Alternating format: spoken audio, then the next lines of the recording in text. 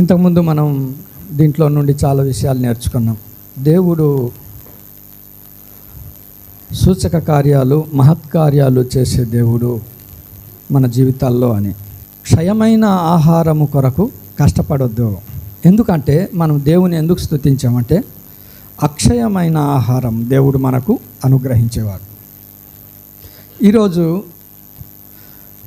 6వ అధ్యాయము 52వ వచనం నుండి 59వ వచనం వరకు మనం మార్చి చదువుకుందాం. దేవుని బిడ్డలారా, యేసు క్రీస్తు ప్రభు తన బోధలో చాలా శ్రేష్టమైన ఒక సంగతి చాలా స్పష్టంగా మానవునికి ప్రయోజనకరమైన ఒక బోధ, ఒక టీచింగ్, ఉపదేశం దేవుడు చేశాడు. ఏంటంటే ప్రభు రాత్రి భోజనం, ప్రభు బల్ల కొరకు ఒక స్పష్టమైన మెసేజ్ ఇచ్చాడు. అది ఎంత ప్రాముఖ్యత గలదో ఇక్కడ మనం చూస్తుంటాం. ఆ ప్రాముఖ్యత ఎంత ప్రాముఖ్యమైందంటే ఎవరు పడితే అది వాళ్ళు చేయడానికి లేదు. అక్కడ కొన్ని పదాలు, కొన్ని అక్షరాలు మీరు చూడండి. అక్కడ ఏమని వ్రాయబడిందంటే 54వ వచనంలో ఏమని వ్రాయబడిందంటే త్రాగువాడు అని లేదు, త్రాగువాడే. అంటే ఎంత సామర్థ్యం ఉండాలా. అందరూ ఇది చేయడానికి లేదనేసి పౌలు భక్తుడు ఒక దగ్గర అంటాడు. చూద్దాం మనం ఎంత ప్రాముఖ్యత కలిగిన ఉపదేశం ఇది. ఎందుకంటే ఇక్కడ మీరు చూస్తారు 53వ వచనంలో ఎందుకు ఇది ఇంత ప్రాముఖ్యం అంటే మీరు జీవము గలవారు అంటాడు. ఇది త్రాగితే మీరు జీవము గలవారు అంటాడు. ఇది నా రక్తము త్రాగువాడే నిత్య జీవము గలవాడు అని చెప్తున్నాడు. అంత మాత్రమే కాదు, 56వ వచనంలో త్రాగువాడు నా యందును నేను వాని యందును నిలిచి ఉందుము అంటున్నాడు. మరొక మాట ఏమంటాడంటే 56 చూడండి 54వ వచనంలో అంత్య దినమున నేను వాని లేపుదును. ఎంత ప్రాముఖ్యమైన మాటలు తెలుసా ఇవి. ఇది చాలా ప్రాముఖ్యమైన విషయాలు ఇవి. ఎందుకంటే ఇది ఇంత ప్రాముఖ్యమైనది అని నేను ఎందుకు చెప్తున్నానంటే స్వయాన యేసుక్రీస్తు ప్రభు ఆయన శిలువ మరణానికి అప్పగించక ముందు చివరి రాత్రి ఈ ప్రభు వల్ల కార్యము యేసు ప్రభు ఆ మేడగదిలో చేశాడు. చూడండి ఒక్కసారి. మార్కు సువార్త 14వ అధ్యాయము, మార్కు సువార్త 14వ అధ్యాయము 22, 23, 24 వచనాలు మీరు గమనించండి. 2 పదాలు ఇక్కడ చూస్తున్నాం. రొట్టెను పైకెత్తి రొట్టెను దేవుడు ఆశీర్వదించాడు. ఇది మనం కోట్ చేసుకోవాలి. రొట్టెను ఎందుకు దేవుడు ఆశీర్వదించాడు మనం ఆలోచన చేయాలి. రక్తమును పైకెత్తి చూపిస్తూ యేసు ప్రభు స్వయాన కృతజ్ఞతాస్తుతులు చెల్లిస్తున్నాడు. అంటే ఈ రక్తాన్ని చూచేసరికి, ఆ ద్రాక్షారసాన్ని చూచేసరికి తన హృదయం నిండా దేవుని పట్ల, తండ్రి అయిన దేవుని పట్ల అతనికి ఏమొచ్చిందట? కృతజ్ఞత. అరే, ఒకవైపు ఆశీర్వాదము, మరొక వైపు తన హృదయము నిండా, ముందేమో శిలువ శ్రమలు ఉన్నాయి, కష్టాలు ఉన్నాయి, బాధలు ఉన్నాయి, మరణము ఎదుర్కోబోతున్నారు. కానీ హృదయం నిండా ఏముందట? కృతజ్ఞత. ఇంత ప్రాముఖ్యత కలిగిన రొట్టె ద్రాక్షారసంలో విషయంలో ఈనాడు క్రైస్తవ లోకం అండర్స్టాండ్ చేసుకోవడం చాలా విచారకరంగా నాకు అనిపించింది. ఎంత బుద్ధిహీనంగా దాని గురించి ఆలోచిస్తారు తెలుసా. రొట్టె ద్రాక్షారసం ప్రభు బల్ల గురించి ఈనాడు క్రైస్తవ లోకం ఎలా ఆలోచిస్తుందంటే కొంతమంది ఏమో నెలకు ఒకసారి తీసుకోవాలని వాదిస్తారు, కొంతమంది ఏమో సంవత్సరానికి ఒకసారి ఆలోచిస్తారు, కొంతమంది ఏమో తీసుకున్నా తీసుకోకపోయినా వారి జీవితంలో కనీసం చీమ కుట్టినట్టు కూడా లేదు క్రైస్తవ లోకానికి. దేవుడు అన్నాడు, దేవుడు ఆ రొట్టెను పైకెత్తి చూపిస్తూ ఆశీర్వదిస్తున్నాడు. ఆ రొట్టెను దేవుడు ఆశీర్వదించాడంటే నీ జీవితంలో కావలసిన ప్రతి ఆశీర్వాదానికి మూలం ఎక్కడుందట? ప్రభు బలలో ఉంది. చాలామంది దృష్టిలో రొట్టె కదా, ఏదో పిండి తీసుకొచ్చి పిసికి చేసేసేది కదా అని చూస్తున్నాడు మానవుడు. No, never. దేవుడు ఆ రొట్టెను ఆశీర్వదిస్తున్నాడంటే ఆశీర్వాదానికి అది యోగ్యమైనది. అలాంటి ఆశీర్వాదకరమైనది నీవు నేను తీసుకుంటే మన జీవితం ఎంత blessed. Why we are going to worship God అంటే మన జీవితం శపితమైన మన జీవితాల్ని ఆశీర్వదించడానికి దేవుడు ప్రభు బలను మనకు అందించాడు. అది బజార్లో వెళ్ళి కొనేది కాదు దేవుని బిడ్డలారా. అది మనం ఏదో తయారు చేసే ఆ ద్రాక్షారసం పిసికి దాన్ని వడపోసి తెచ్చేది కాదు. ఇది అది సాక్షాత్తు దేవుడు ఏమంటున్నాడంట, నా శరీరం అన్నాడు. ఈనాడు నా శరీరము అన్న ఆ ఆలోచన క్రైస్తవ లోకం మిస్ అవుతుంది. స్వయాన దేవుడే ఈ రొట్టె ద్రాక్షారసం మనకు అందించడానికి ఆయన వెళ్ళి బజార్లో నుండి తీసుకురాలేదు. స్వయాన ఈ ప్రభు బల్ల కొరకు సృష్టికర్త అయిన దేవుడు స్వయాన వచ్చి తన ప్రాణమును పెట్టాడు. ఈ ప్రభు బల్ల కొరకు, ఈ బలిపీఠం యొక్క అనుభవంలోనికి రావడం కొరకు అబ్రహాము తన కుమారుణ్ణి, తాను ప్రేమించు ఒకగానొక కుమారుని తీసుకెళ్ళి బలిపీఠం మీద ఉంచవలసిన అవసరం వచ్చింది. మనం ఆలోచన చేయాలి, మన జీవితంలో మనం ఆలోచన చేయాలా. క్రైస్తవ లోకం ఈరోజు ప్రభు బల్ల విషయంలో చాలా నిర్లక్ష్యంగా ఉంది. నేను అది చదువుతుంటే దేవుడు రొట్టెను తీసుకొచ్చి దాన్ని ఆశీర్వదిస్తున్నాడు. దేవుడు ఏమన్నాడు తెలుసా? సురేంద్ర పాల్, ఈ అనుభవంలో నీకు ఆశీర్వాదం పాలుంది. ఈ ఆశీర్వాదంలో నీకు పాలుంది. పాలు పంపులు నువ్వు పొందినప్పుడే నీ జీవితంలో నీకు ఆశీర్వాదం ఉంది. అందుకే మన జీవితంలో మనం దేవుని స్తుతించాలా. మన జీవితంలో ప్రభుని మనం మిస్ అవ్వకూడదు. చూడండి, కొరింథీ పత్రిక, 1 కొరింథీ పత్రిక, ఇక్కడ మనం చూస్తాం 11వ అధ్యాయం. పౌలు గారు అన్న మాటలు సాక్షాత్తు దేవుడు అన్నట్టే రాయించాడు అక్కడ. 11వ అధ్యాయము 23వ వచనం. ప్రభు బల్ల ఇక్కడ మనం పెట్టున్నాం. దేవుడు మరలా పౌలు గారికి ఆ ప్రత్యక్షత ఇచ్చాడు. పౌలు గారు అంటారు, ఏమంటారు తెలుసా? నేను మీకు అప్పగించేది ఎవరి వల్ల పొందానట? దేవుడు నాతో అన్నాడు, నువ్వు ఎవరి వల్ల పొందింది నువ్వు అప్పగిస్తున్నావు? నీ వర్తమానాలు ఎక్కడి నుండి నువ్వు పొందుకొని నువ్వు అందిస్తున్నావు? బల్ల విషయంలో దేవుడు అంటున్నాడు. అక్కడ కూడా చూడండి, దేవుడు ఎలా రాయించాడో ఆ పదాలు చూడండి. అంటే ఈ మాటలు చదివినప్పుడు సాక్షాత్తు దేవుడే ఆ మాటలు పలికినట్టు రాస్తాడు. ఇది నా శరీరము, దాన్ని విరిచి ఇది మీ కొరకైన నా శరీరము. ఆ ముందు ఏమంటాడంటే, ఒక రొట్టెను ఎత్తుకొని కృతజ్ఞతాస్తుతులు. బల్ల విషయంలో దేవునికి మనం ఎంతగా స్తుతించినా మనము దేవుని యొక్క రుణాన్ని తీర్చుకోలేం. అంత శ్రేష్టమైనది. ఈనాడు బల్ల విషయంలో క్రైస్తవ లోకం చాలా నిర్లక్ష్యంగా, ఇంటింట రొట్టె విరుచుట అని బైబిల్ గ్రంథంలో ఉంది. ఆదివారము కూడుకొని రొట్టె విరుచుట. ఈరోజు ఆ కృప మనకు లేదు. చాలామంది ఏంటి తెలుసా? అక్కడ చూడండి, యోహాను సువార్తలో కొన్ని మాటలు అక్కడ చూస్తాం. యోహాను సువార్త 6వ అధ్యాయము 41వ వచనంలో చూస్తే యూదులు ఆయనను గూర్చి సనుగుకొనుట చూస్తాం. దేనికి అంటే ప్రభురాత్రి భోజనం గురించే, దేవుని యొక్క శరీరము గురించి, రక్తము గురించి సనుగుడు మొదలైంది. అదే రీతిగా చూడండి, మరొక మాట కూడా మనం చూస్తాం. 60వ వచనం. ఇది కఠినమైన మాటలు, ఇది ఎవడు వినగలడని చెప్పుకొనిరి అంటూ యేసు తన శిష్యులు దీని గురించి సనుగు కొనుచున్నారు. ఈరోజు ప్రభురాత్రి భోజనము గురించి ఎన్ని రకాలైన వాదనలో, ఎన్ని రకాలైన డిస్కషన్సో.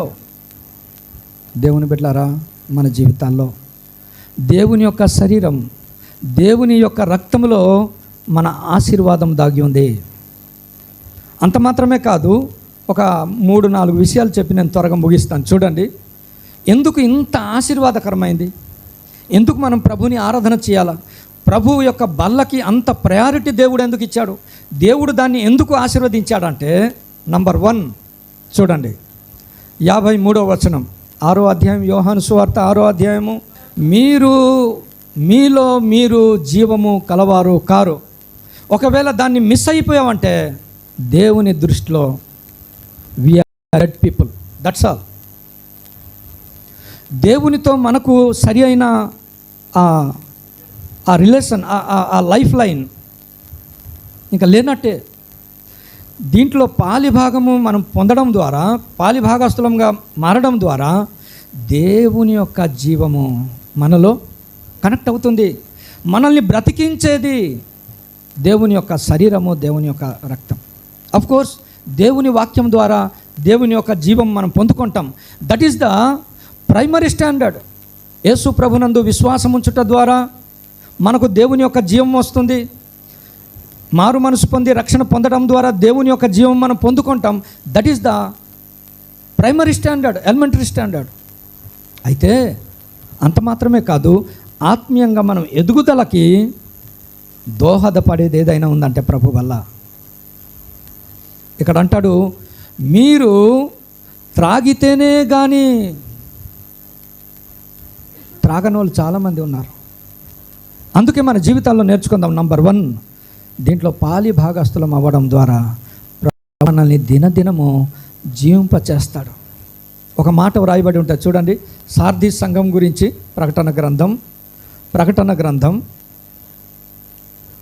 3వ అధ్యాయము 1వ వచనం. ఈ సంఘం ఎలాగుందట?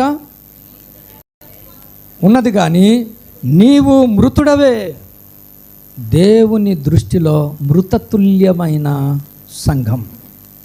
ఈనాడు అనేక సంఘాల్లో బల్ల లేదు, బల్ల యొక్క ప్రాముఖ్యత లేదు. దేవుడు ఆశీర్వదించిన బల్ల, దేవుడు తండ్రి అయిన దేవునికి కృతజ్ఞతాస్తుతులు చెల్లించడం చూస్తాం. మనం ఎందుకు స్తుతిస్తాం చెప్పండి?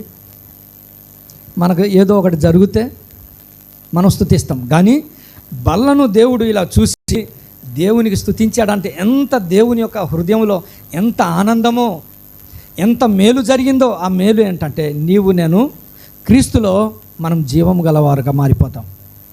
మనము మన పాపముల చేతను అపరాధముల చేతను చచ్చిన వారైన మనల్ని దేవుడు ఏం చేశాడట? ఆయన బ్రతికించేశాడు. ఆ జీవము మనలో సమృద్ధిగా ఉండడానికి ప్రభురాత్రి భోజనం. అందుకే ప్రభు బలను మనం ఎట్టి పరిస్థితుల్లో మనం మిస్ అయిపోవడానికి వీల్లేదు. నంబర్ 2 చూడండి, నంబర్ 2 యోహాను సువార్త 6వ అధ్యాయము 54వ వచనం. నిత్య జీవము గలవాడు. ఎంత గొప్ప భాగ్యం అండి! ఈ నిత్య జీవము గురించి కూడా చూడండి, 47వ వచనంలో ఉంది. 6వ అధ్యాయము 47వ వచనం. విశ్వసించువాడే, అంటే నువ్వు దేవుని అందు విశ్వాసం ఉంచడం ద్వారా నువ్వు నిత్య జీవమునకు పాత్రుడవుతావు. నిజమే, దాన్ని ఎవరు అనలేం. But it is also elementary standard. నువ్వు నమ్ముకున్నావు, దేవుడు నిన్ను నిత్య జీవానికి అర్హునిగా పాత్రునిగా దేవుడు చేశాడు. నిజమే, దాన్ని కాదనలేం. కానీ ఇదేంటి తెలుసా? నీ ఆత్మీయ క్షేమాభివృద్ధిలో ఔన్నత్యము కలిగిన జీవితం అనుభవంలోనికి తీసుకెళ్లేది ప్రభు వల్ల. అందుకే అక్కడ ఒక పదం వాడాడు పరిశుద్ధాత్మ దేవుడు. అక్కడ ఏమంటాడంటే చూడండి,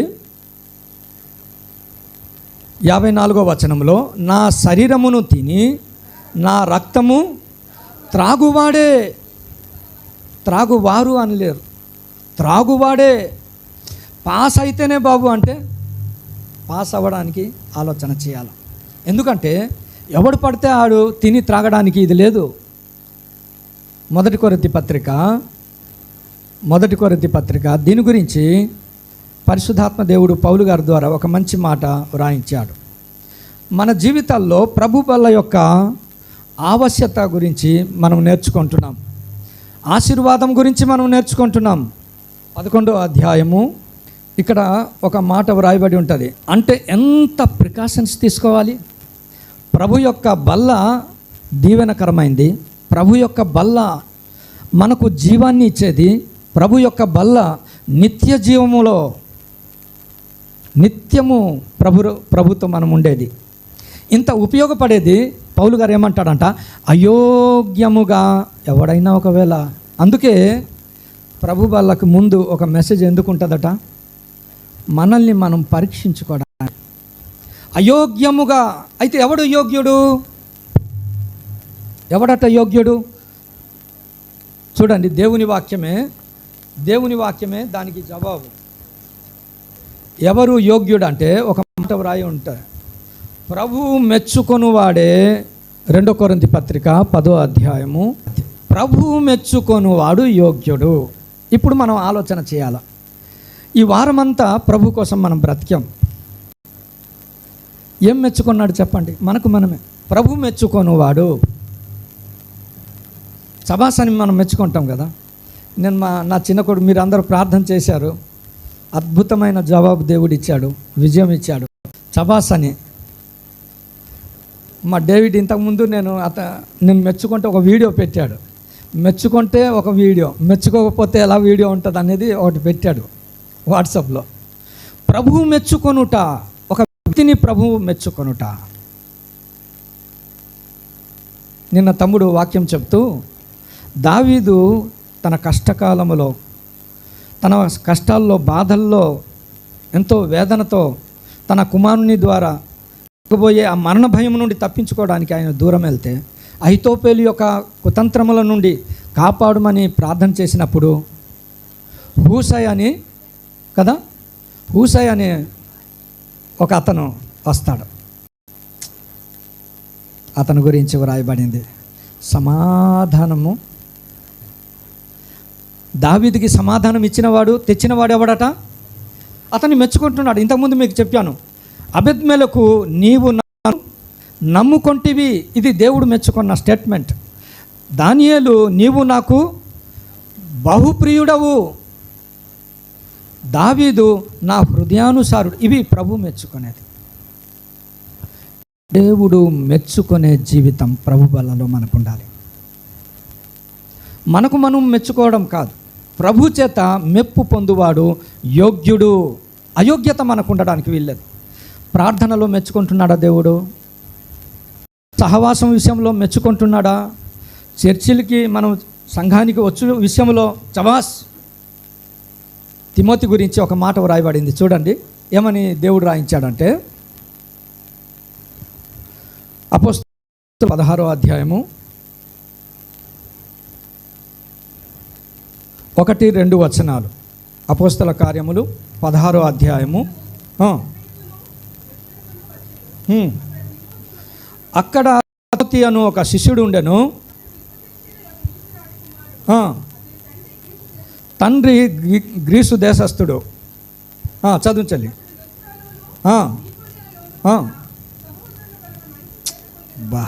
అదండి, దట్ ఈస్ తిమోతి. లుస్త్రాలో ఉన్న సంఘము, ఇకోనియాలో ఉన్న సంఘము, సహోదరుల వలన మంచి పేరు దేవుడు మెచ్చుకునే జీవితం తిమోతి. దేవుని బిడ్డలారా, మన జీవితాల్లో ఎలా పడితే అలా ప్రభు బల్లలో పాల్గొనడం కాదు.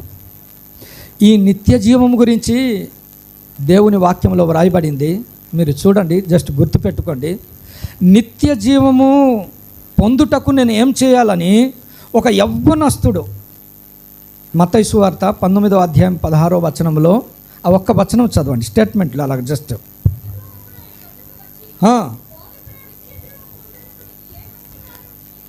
ఏం చేయాలా? నాకు నిత్య జీవం కావాలా. He's a rich man, a young man, a rich man. అతనికి ఏం కావాలట? నిత్య. ఈ లోకంలో ఉన్న జీవం తాత్కాలికమైందని అతనికి అర్థమైంది. నిత్య జీవం కావాలి. దానికి నేను ఏం చేయాలి? తన జీవితంలో నిత్య జీవము పొందకుండానే వెనుతిరిగిపోయాడు. మార్కు సువార్త 10వ అధ్యాయము 17వ వచనం. మార్కు సువార్త 10:17. ఎలాంటి ఆశలు చూడండి. హీజ్ ఆల్సో 22వ వచనంలో చూస్తే హీజ్ ఎ రిచ్ మ్యాన్. అక్కడ 22వ వచనంలో హీజ్ ఎ యంగ్ మ్యాన్. నిత్య జీవం కొరకైన ఆశ, తృష్ణ ఈరోజు దేని కొరకు ఉంది మనకు? మన జీవితాల్లో ఎలాంటి దేవుని దగ్గరికి మనం వస్తున్నాం? దేవుని దగ్గరికి వచ్చి ఎలాంటి దృక్పథంతో దేవుని మనం అడుగుతున్నాం? ఆయన సాగిలపడి నిత్య జీవం నాకు కావాలి ప్రభువా. Right person, right question, wrong decision తన జీవితాల్లో. మన జీవితాల్లో కూడా కొన్ని ఉంటాయి. దేవుని దగ్గరికే మనం వస్తున్నాం, రైట్ పర్సన్, మంచి దృక్పథంతోనే వస్తున్నాం, బట్ రాంగ్ డెసిషన్స్తో మనం వెళ్ళిపోతుంటాం చాలాసార్లు. దేవుని కొరకు దేవుని కొరకు దేవుని కొరకు బ్రతకాల, దట్స్ ఆల్. నిత్య జీవము కొరకు ఎంత ఆరాటమో. ఒక ధర్మశాస్త్ర ఉపదేశకుడు ఉన్నాడు, అతని గురించి కూడా లూకా చూడండి, లూకా సువార్త 10వ అధ్యాయం 25వ వచనం. ధర్మశాస్త్ర ఉపదేశకుడిలో పుట్టిన తృష్ణ అండి ఉందా? నిత్య జీవం కావాలా, నిత్య జీవం కావాలా, నిత్య జీవం కావాలి. వారికి లేని భాగ్యం దేవుడు నీకు నాకు ఉచితంగానే, కష్టపడకుండా, ప్రయాసపడకుండా, మన తాలూకు స్వాస్థ్యాన్ని మనం వెచ్చించకుండా సాక్షాత్తు దేవుడే నీకు నాకు బదులుగా బలిపీఠంలో, ఆయన బలిపీఠము, ఆయన బలిపశువై నీకు నాకు తన శరీరాన్ని ఇస్తే శిష్యులు సనుగుకొనుచున్నారు, శిష్యులు అభ్యంతరపడుచున్నారు. ఈ దినాల్లో కూడా సంఘాలు అభ్యంతరపడుతున్నాయి. నిత్య జీవం ఎంత శ్రేష్టమైనదో. ఈరోజు ఆ వాంఛ, ఆ తృష్ణ ఉందా? అందుకే మనం ప్రభుని ఆరాధన చేయాలి. ప్రభువా, ధనవంతునికి లేని భాగ్యం మాకు ఇచ్చావు ప్రభువా. ఆయన పొందలేకపోయాడు, నీ దగ్గరికి వచ్చాడు.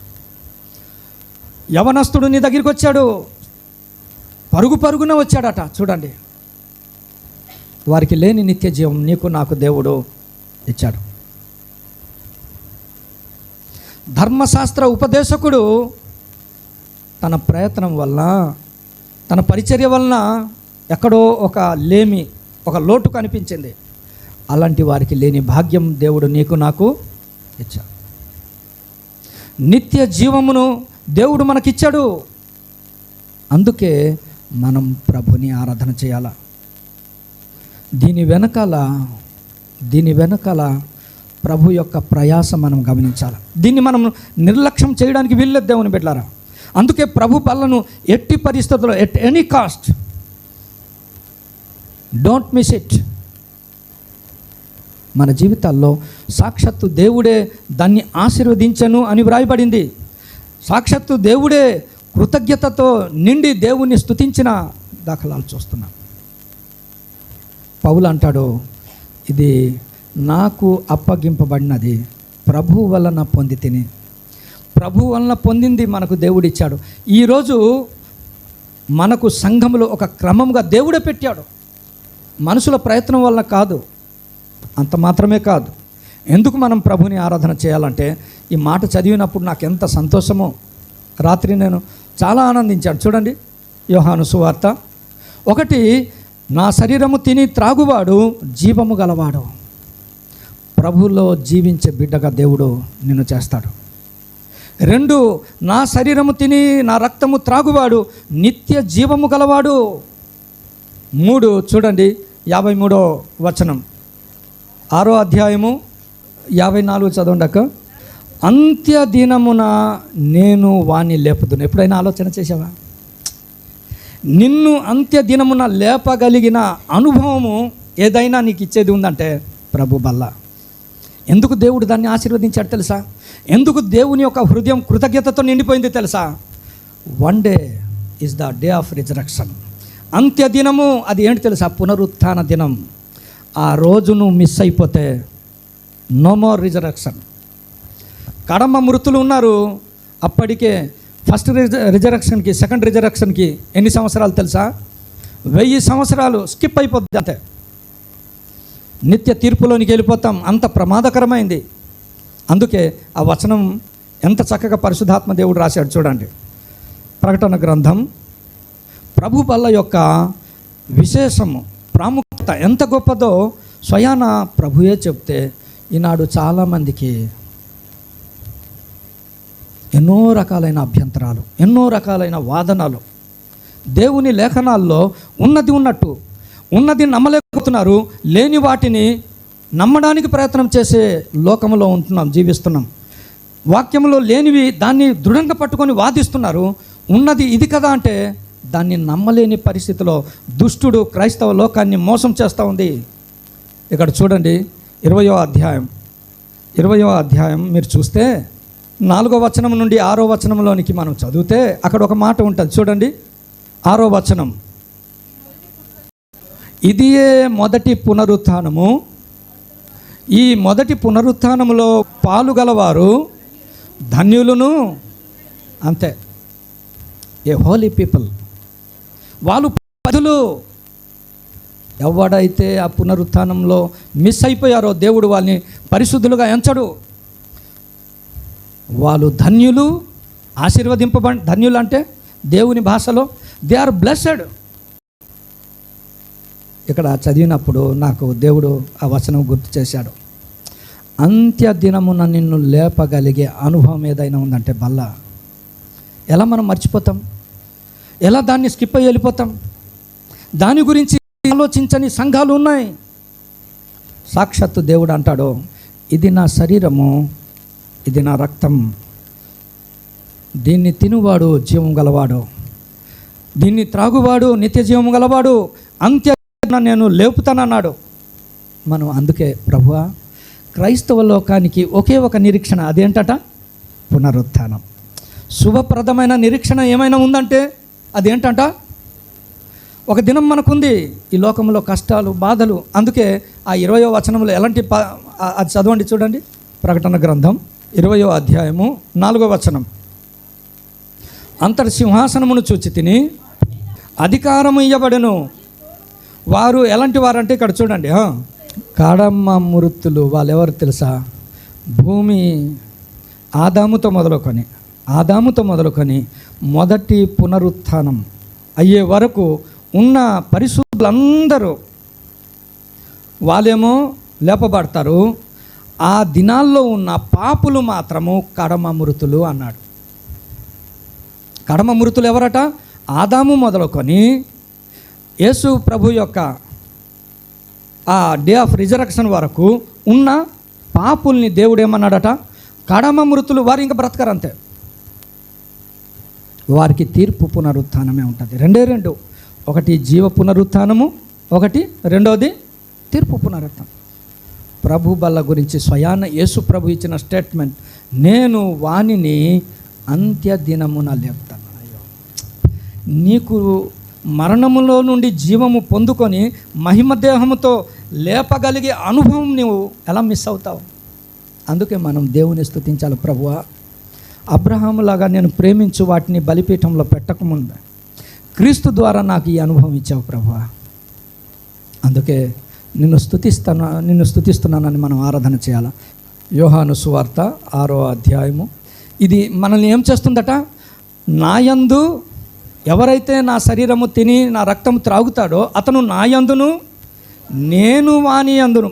నిన్ను దేవునితో ఐక్యపరచడం, సహవాసం చేయించడం, ఒక సహవాసంలో అయితేనేమి ఒక సంబంధంలో దైవికమైన సంబంధం కలపడంలో ఉపయోగపడేది ఏదైనా ఉందంటే ప్రభు వల్ల. నేను స్కిప్ అయ్యి వెళ్ళిపోతాను అనుకున్నాను, ఎందుకంటే తమ్ముడు 7వ అధ్యాయం చెప్పాడు కాబట్టి వెళ్దాం అనుకున్నాను. దేవుడేమో దీన్ని మెడిటేషన్ చేయమన్నాడు. నేను దీన్ని ఆశీర్వదించాను అన్నాడు దేవుడు. దీన్ని స్వయాన దేవుడే రొట్టెలు పైకెత్తి ఆశీర్వదించాడు. ఈరోజు దేవుని చేత ఆశీర్వదింపబడిన ప్రభు వల్ల నీకు నాకు ఆయన ఇచ్చాడు. ఎంత గొప్ప మంచి దేవుడు! ప్రభుతో సహవాసం, ప్రభు బిడ్డలతో సహవాసం, ప్రభు సంఘముతో సహవాసం, ఇంత అనుభవంలోనికి నడిపించేది ప్రభు వల్ల. చాలామంది ప్రభు వల్లకు దూరంగా ఉంటారు. ఒక మాట నేను అడుగుతున్నాను, నా శరీరము తిని నా రక్తము త్రాగువాడు నిత్య జీవము గలవారు అన్నాం. త్రాగకపోతే నిత్య జీవమునకు అపాత్రులుగా నీకు నీవే మారిపోతున్నావు.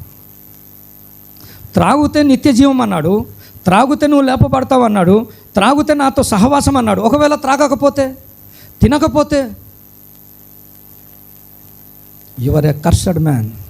అందుకే ఇది ఆజ్ఞతో కూడింది. ఎవరు పడితే వాళ్ళు కారు, దేవుని చేత యోగ్యులుగా ఎంచబడిన వారు. ఆ యోగ్యత కొరకు, ప్రభు మెచ్చుకోవడం కొరకు దేవుని వాక్యం విని జీవితాన్ని సరిచేయబడినప్పుడు చబాస్ నా ఎదుట నువ్వు ఒప్పుకొంటివి అని దేవుడు నిన్ను మెచ్చుకున్నప్పుడు నువ్వు ప్రభు బల్లలో చేయి వేస్తే దేవుడు ఆశీర్వదించిన ఆశీర్వాదం నీ జీవితంలోనికి ప్రవేశిస్తుంది. I'm example for that. ఒక పోరాటంతో, ఒక ఛాలెంజ్తో, ఒక ప్రతిష్ట కొరకు ఈ సేవ ఏదో నమ్మకార్థంగా, ఏదో ఆచారబద్ధంగా పాల్గొనేది కాదు. దేవుని బిడ్డలారా,